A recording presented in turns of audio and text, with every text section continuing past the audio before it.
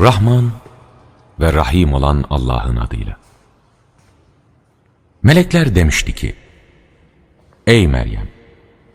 Allah sana adı Meryem oğlu İsa Mesih olan, dünyada ve ahirette şerefli ve Allah'a yakınlardan biri olacak olan kendinden bir sözü müjdelemektedir. O beşikteyken de, yetişkinken de insanlarla konuşacak ve iyilerden olacaktır. Meryem dedi ki, ey Rabbim! Bana bir insan dokunmamışken nasıl bir çocuğum olabilir? Allah dedi, bu böyledir. Çünkü Allah dilediğini yaratır. O bir şeyin olmasını isteyince ona sadece ol der. O da hemen oluverir. Melekler İsa hakkında Meryem'e bilgi vermeye devam ettiler ve şöyle dediler.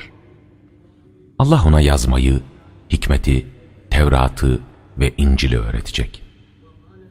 O İsrailoğullarına bir elçi olacak ve onlara şöyle diyecek. Size Rabbinizden bir mucize getirdim. Size çamurdan kuş şeklinde bir şey yapacağım, sonra içine üfleyeceğim, o da Allah'ın izniyle canlı bir kuş olacaktır. Yine Allah'ın izniyle körü ve alaca hastasını iyileştireceğim.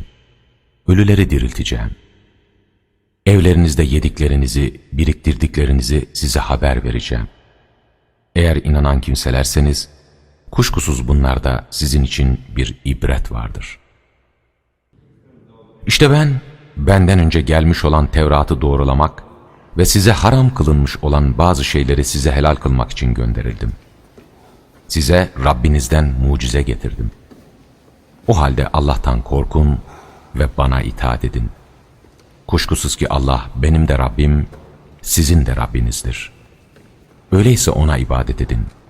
İşte dosdoğru yol budur.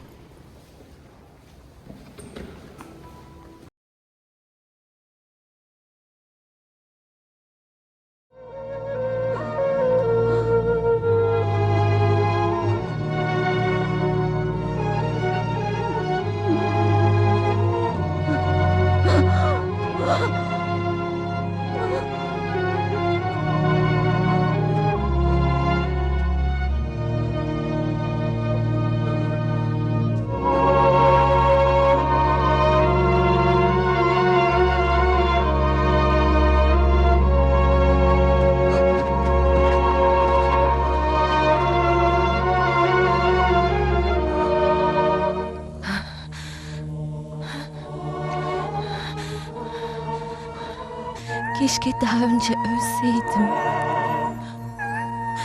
Keşke unutulup gitseydim. Keşke kimse Meryem'in adını duymasa, aklına getirmeseydi.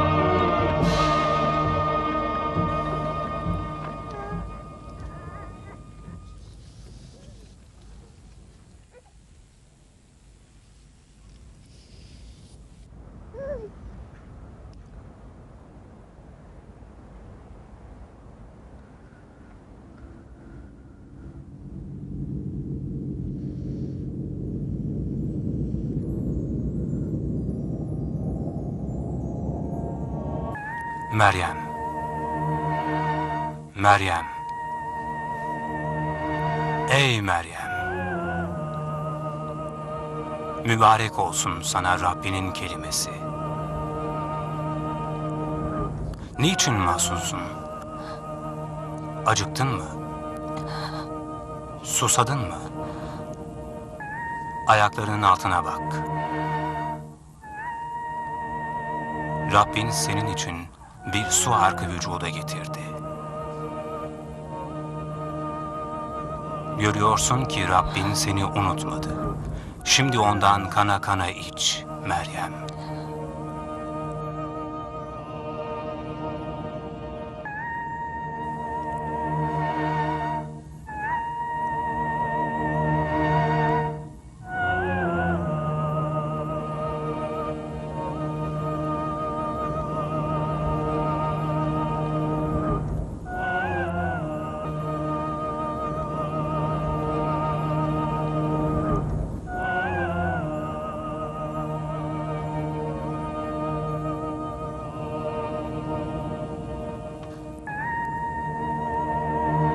Meryem,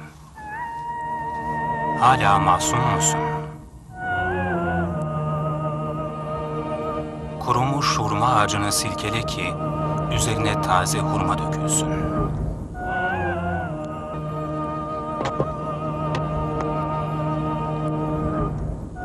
Görüyor musun? Allah senin için kurumuş ağacı yeşertti.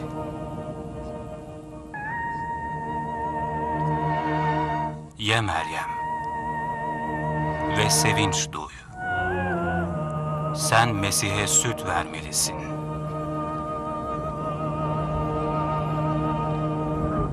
Daha çok ye.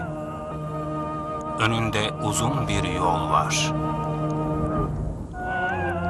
Kudüs'e dönmelisin. Kudüs mü? Bu çocukla mı? Ama nasıl? Onlar bana inanmayacak, iftira edeceklerdir.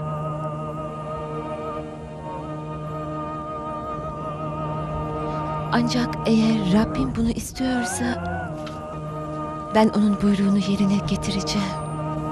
Şehre döndüğünde hiç kimseyle konuşma. Kimi görürsen Allah'ın emriyle susma orucu tuttuğunu anlamasını sağla.